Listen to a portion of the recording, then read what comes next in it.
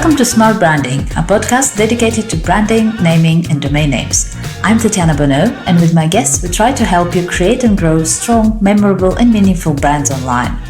I believe time is one of our most precious assets, and so I want to thank you in advance if you decide to spend the next 30 minutes with us. I promise to do my best to make those worth it. Let's go!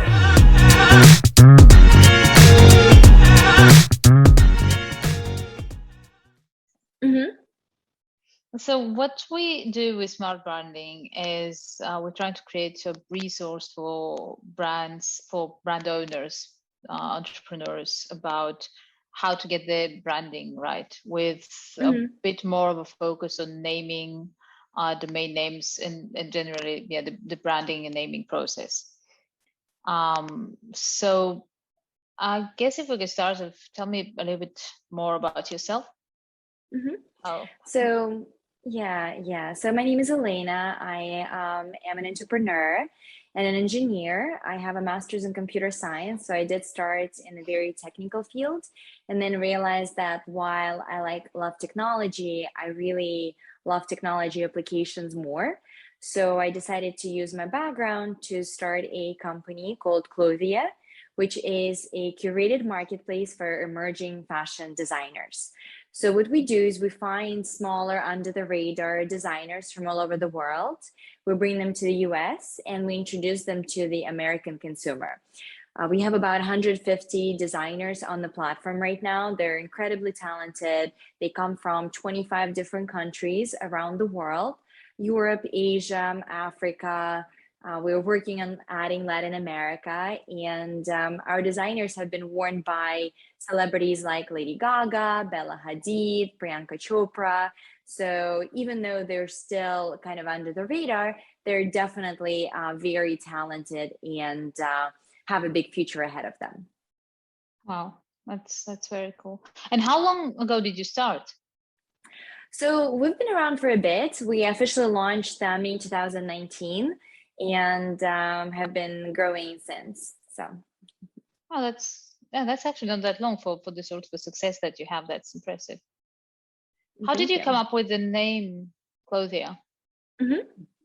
So I wanted something that's catchy, so when you see it, you remember. And I also wanted to make sure we have a .com. And that's why when we came up with the name, I looked at availability. I checked trademarks, because I think a lot of times when people create a brand name, they try to sometimes to concatenate a few words. And when you Google search something, then you have so many other options that come up. So we wanted to have something that'll be easy to remember, especially once you see it. And something that will not have a lot of conflicting results on Google or in the trademark search. So that's how we came up with Clothia.com. And it's a short word. It's a word that sounds like an English name of some sort. And I think when people hear it, they do understand that it's something having to do with clothes. Yeah, it is. It is quite original at the same time. It does communicate for what it is about. But also, I like the fact that it's not limiting to something, because you have people trying to get creative or to get a .com, like you mentioned, and they add words. Like you have people adding something, I don't know, dresses or something, scarves, and then you're locking yourself into that category where, in your case, you're pretty open to anything in that space, which is pretty cool. Right. And you mentioned it was important for you to get the .com. Why is that? I think still in the US, the .com, especially with people who are not Web3, like right now with Web3, there are a lot of domains that are .xyz and that are a little bit more inventive. But I think for the general American consumer, especially for people who shop online for consumer goods, I think .com still instills a lot more trust in the company versus a .co. And I think people just immediately think of a .com when they think of a domain name, for better or worse. Sure. It has been my experience as well. Yeah. How has the pandemic affected your business? So I think having a good name is very important. And I think having a short, unique name that resolves in a .com has been super helpful versus, I don't know, modern dresses, best shop.com or something. Yeah. Do you own any other names? Excuse me? Do you own any other names? I have a few other domain names and brand names, yes. Okay. I'm not going to ask you what they are. No, okay. Who is your typical or ideal customer? Well, women who are very fashionable, who are not afraid to take fashion risks, who love buying fashion forward pieces and wearing them out.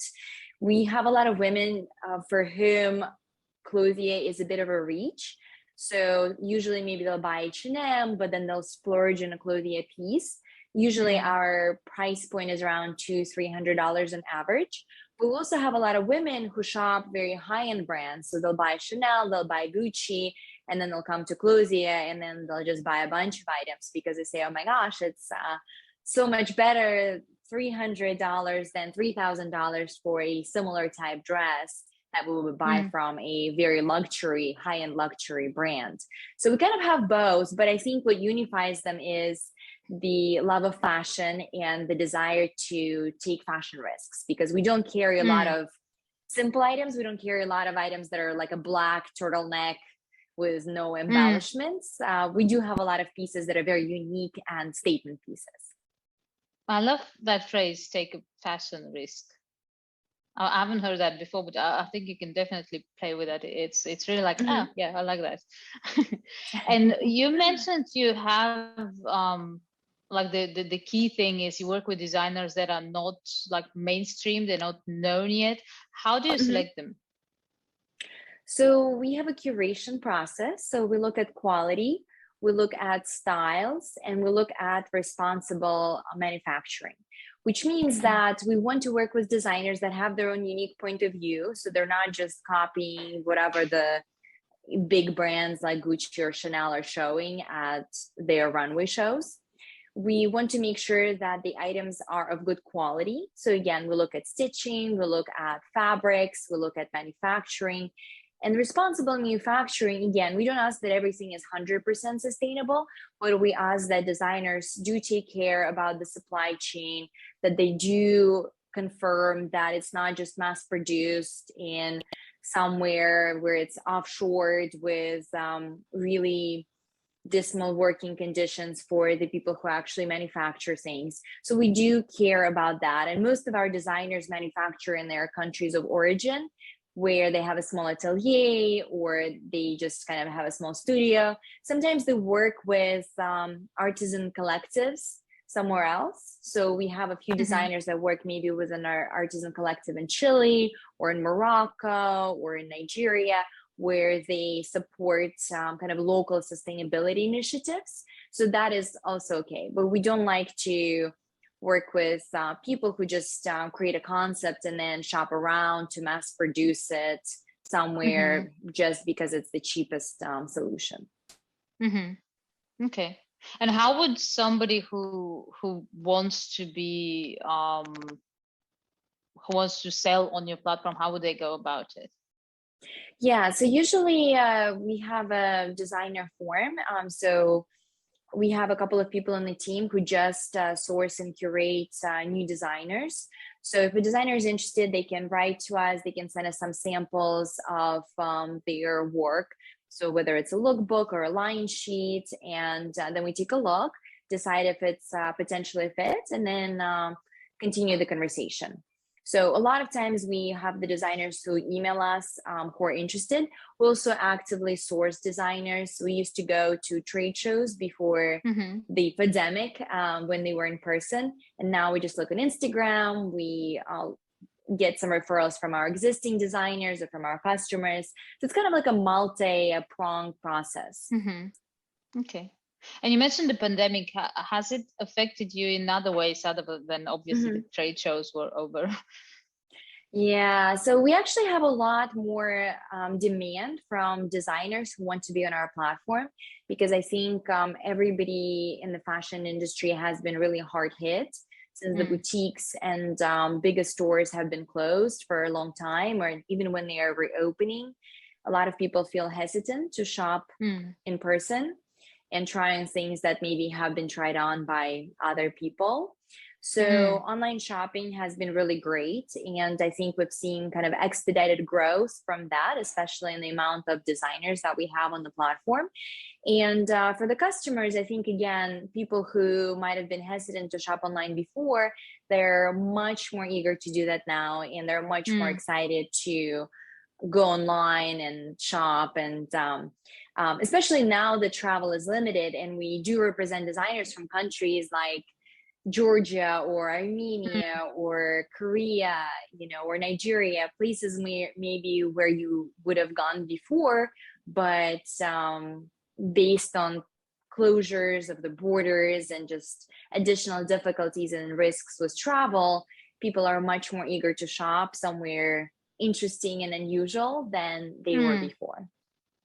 Yeah, that's nice. Actually, I haven't thought about it that way. And Hmm. now that you say it, it is bringing a piece of that country, a piece of that culture. So Hmm. it is a, yeah, it is a like a little window to it. So that's really Hmm. cool. Yeah, that's nice. I like that. Well, you had, correct me if I'm wrong, you had an NFT dress, no, on Clothia. Hmm. Tell me Correct. about Yes. that. Yeah, because that's quite like So hot and recent. yeah, so I'm super excited about Web3. And Mm, as you know, we've seen the evolution of Web 1, which was kind of the 90s, where we had HTML and very simple websites. Then we had social, which was Web 2, so Facebook, Instagram, TikTok. But they've all become really big platforms. And it's really hard for creators to connect to consumers directly because even for us now, when we're trying to how brands get discovered, we are kind of beholden to Facebook and Google. They act as the mm, gatekeepers and they really rate limit organic reach. You have to pay for ads to even reach your existing followers, let mm, alone new followers.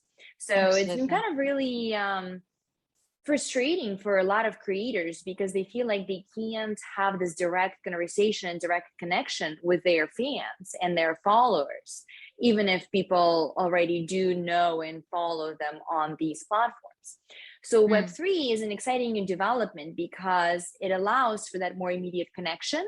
And because it's all on the blockchain, it's all public and mm, it's not centralized. So it's not like there is a single company like Facebook or Google that is governing how those conversations and how those connections are created, but it's all on the blockchain. So it's really all decentralized and all open. So it's interesting because people think crypto and the blockchain is something that's hidden. In reality, it's actually the opposite. And I think it's just the word crypto that has that mm, connotation, but in fact, it's actually super public because it's a public ledger. So anybody mm, can see what's listed, anybody can see, what the sale price was. So it's really fantastic that way. And now a lot of companies are getting structured as DAOs, decentralized autonomous organizations. So it's kind of like a collective that can be governed by a community rather than, again, Facebook or Zuckerberg or somebody who kind of is a singular mm, point of control. So we launched NFTs because we think it's a really great way for our designers to explore that. And especially on some of the newer blockchains, which do not have the energy problems of the older blockchains. So they're actually sustainable and they're green. And if you think about where the world is going, right, we mm, are moving from spending a lot of time in real life and wearing actual physical clothes to spending a lot more time online and signaling our belonging to a certain community or status mm, signaling or our aesthetic preferences by things that are different. So maybe it's not mm, in actual dress, maybe it's a virtual dress or a virtual avatar. So mm, NFTs are these virtual goods of different sorts And it can be a dress, it can be a profile picture, it can be a piece of art that's digital. People are using NFTs for access tokens. So for example, if you're a creator, you can sell an NFT like Dolce & Gabbana did that allows you access to their fashion shows. So there are all these different kind of really interesting applications of NFTs. So we really wanted to be one of the first to launch NFTs, and specifically fashion NFTs.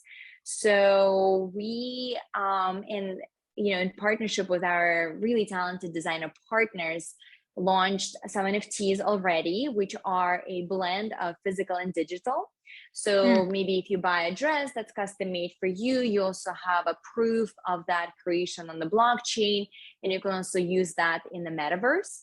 And we're also launching more NFTs that are more accessibly priced, that are purely virtual items. So some of it is art, some of it is virtual clothing items that you can wear and you can take around with you in the metaverse. Again, it's very, very early, which I think is so very exciting, because I think there's so many different applications that we haven't discovered yet. Like when we first got the iPhone, we didn't know that we were going to be using it for Uber and for Lyft, and to call to have our food delivered within 15 everything minutes. now. Yeah, I mean, it's a struggle to think what you can do. Like, it's a shorter list if you list what you can do without it. I know. So so I think it's similar. We're very much at the beginning of the development of Web3. So I think when we're thinking today about the possible applications, we just can't even imagine all the other applications that'll come out in the next 5 years. It is it is exciting. It's funny when you were saying, I haven't thought about it that way, but when you were saying that this type of technology and where we headed would allow more for that direct connection between creators and their audience without having to pass by third parties like Google and Facebook and all the social media. And I was listening to a podcast recently as well by Netflix founder Mark Randolph.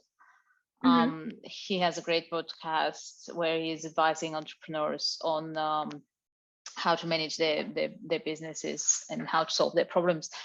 And he was saying a similar thing. He was in one of his latest podcasts, he was talking with an entrepreneur who's struggling with monetizing his YouTube channels. And it was a similar thing. And Mark Randolph said something that I was like, yeah, that's very obvious. Like, why aren't we thinking about it more? Because he was saying, like, the basic principle of those networks is you bring followers on their platforms, and then they charge you to access your followers. Exactly. And what's even worse is they can even decide what they view of your content and how they view it. It's just like crazy. And yeah, as you say, that those new technologies would allow for that middleman to not be needed. But that's also how I've always seen domain names. It's just, it has always been like a big question in my head, like, yeah, but you can drive those people to your domain names and on your mail list, and then then you own your audience. But I guess in the short term, when you're a smaller brand, when you're starting out, it's it's much easier to put like a couple of $100,000 in advertising, and try and get things moving this way. But it's important. Well, you still have to get discovered. You still have to get discovered somehow, because how are people going to find out about your domain name if you're starting from zero, right? Exactly. They don't know you yet. You don't have a mailing list, and people still need to find it. And it used to be that people would Google, let's say, red dress for a party, and they would get search results that are actually relevant to your search query. But nowadays, you get the search results that paid the most money to be displayed on top, not the search results that are most relevant. And Google is very, very actively suppressing a lot of the smaller results. So it's actually a bad problem where like the rich get richer. And if you're a small entrant, regardless of how great your content is, it's really, really hard to break through. Yeah, and that's the thing. I think that's the key thing is you have to see it for what it is. So you have to use it, and you absolutely should use all of those platforms, at least the way I see it. And you should do great content and deliver value, obviously. But that like once you get those clients, they should be like next time they should be going directly to Clothia.com. I mean, why should they be going through any other channel? And it just doesn't make any sense. And yeah, a lot of people miss that. Yeah, absolutely. Cool.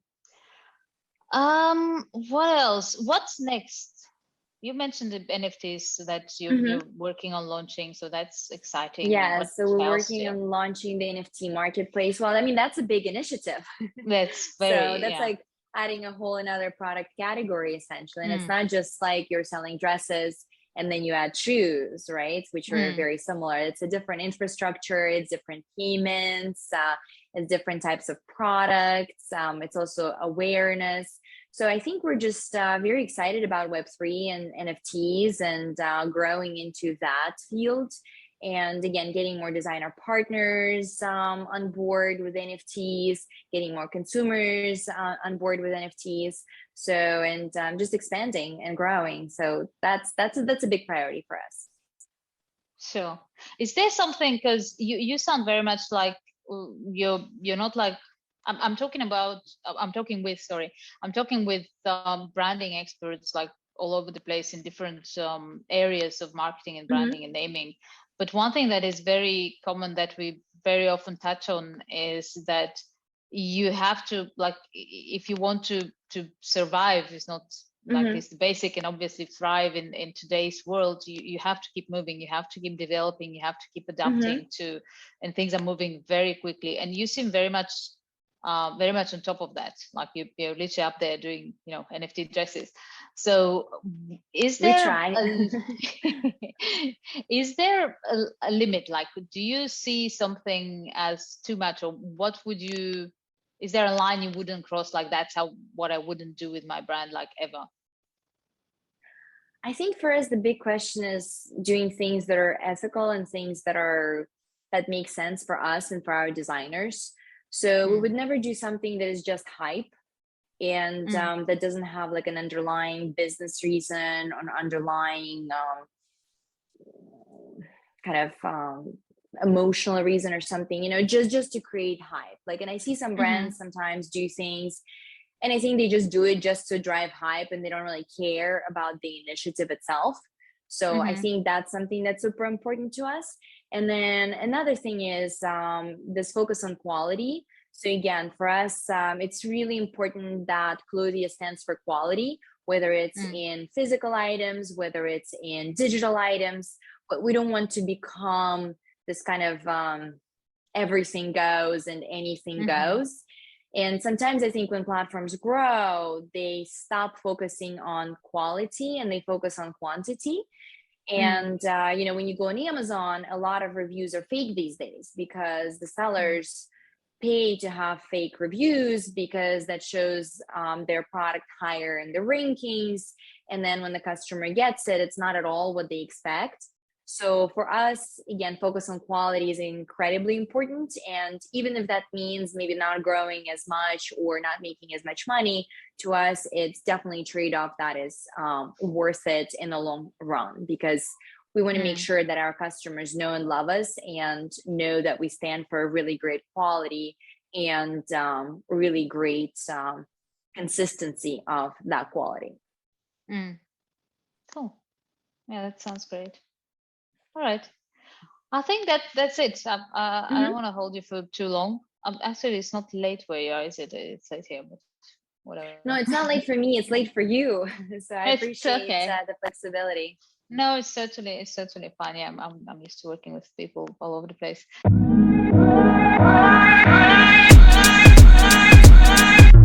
Thank you for joining us in this episode of Smart Branding Podcast. Feel free to visit smartbranding.com for more information and reach out if you have any suggestions, questions, ideas, or just want to learn more about how a good domain name strategy can help you build a strong and successful brand. See you next time.